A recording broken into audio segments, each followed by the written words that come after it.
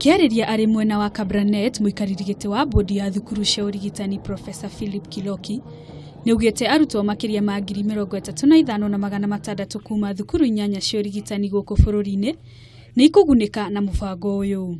The World Bank has been able to spend over 1 billion Kenya shillings in capacity building, in strengthening our programs, supporting our students, and the number now for the students for the last 3 years is 1,200 students, and the World Bank really has been instrumental in this support.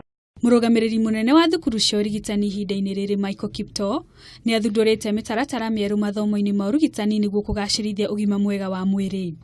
We have developed a higher diploma in family medicine and a higher diploma in family nursing, and that will ensure that those are the people who will work with the communities, so that by 2022 we'll have universal health coverage.